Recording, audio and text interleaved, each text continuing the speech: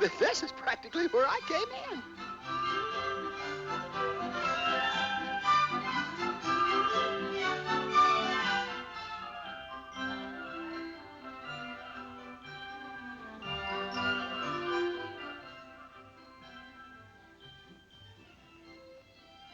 Thank you, milady.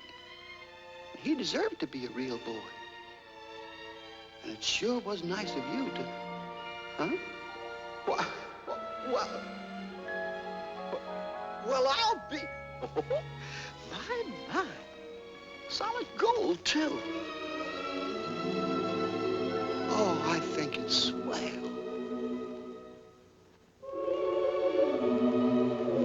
When your heart is in your dream, no request is too extreme.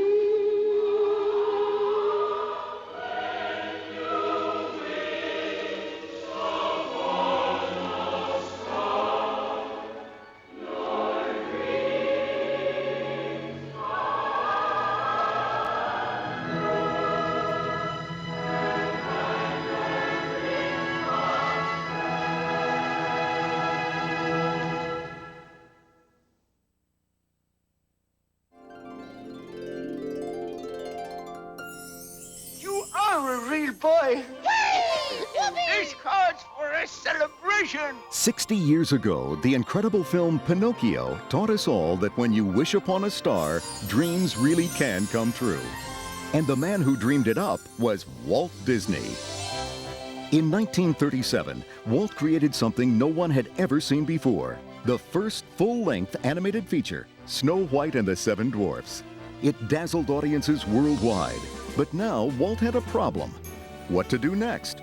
People in the movie business begged him to repeat the formula. Give us more dwarfs, they said. But Walt Disney was too original for that.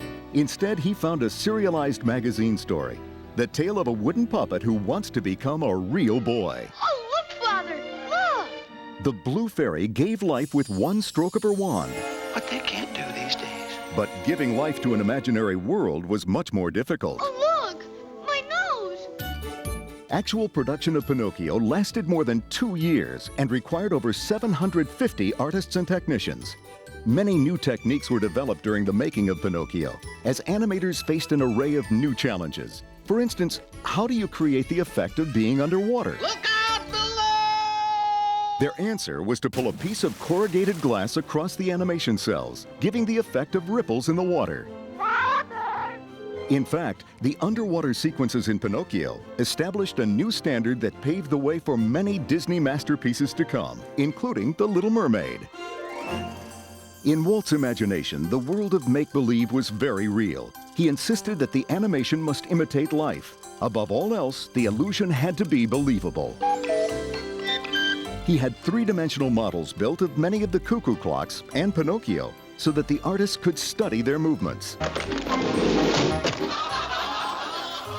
The model of the coachman's carriage was even fitted with shock absorbers to make sure that Jiminy bounced over every bump in the road. Here we go again. In addition to the use of models, they went one step further when drawing their characters. They studied their own faces reflected in mirrors so they could capture a full range of expressions.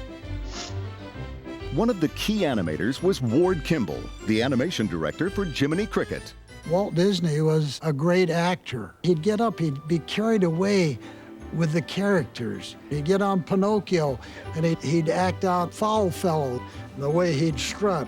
And we'd watch him and our jaws would drop. Walt was the ultimate perfectionist. It took 12 different animators 18 months to create a Pinocchio that met his approval. Pinocchio. But Walt knew that Pinocchio needed something more, a loyal friend and advisor. Cricket's the name. Jiminy Cricket. When Walt said that I was in charge of the cricket, I said, well, this should be easy. I'll see what a realistic cricket looks like. And ugh! I kept eliminating all of the appendages, the feelers and the sawtooth legs and arms. And I kept at it until finally he says, I can live with that. Jiminy became the first in the long tradition of helpful Disney sidekicks, like Timothy, Sebastian, and another famous cricket, Cricky from Mulan. Over the years, many fine actors have brought their gifts to the classic Disney films. For the part of Pinocchio, Walt cast child actor Dickie Jones. A lot of times they would come in and they would get real close with a small camera and just photograph our nose, our mouth, and our chin as we were doing the dialogue, so that the animators could actually see how a nose would work and the lips would move to form the certain words. But Jiminy! You buttered your bread, now sleep in it.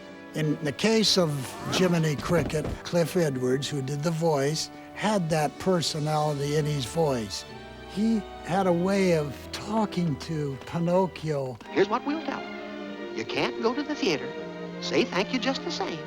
You're sorry, but you've got to go to school. So we just animated to that voice, and that became the personality. And that was a lucky marriage of visual design and the sound of his very friendly voice. Gee, thanks. After 60 years, Pinocchio still remains one of the most beloved family films of all time. Through its endearing characters, innovative animation, and wonderful storytelling, Pinocchio continues to remind all of us to dream, and then to wish upon a star.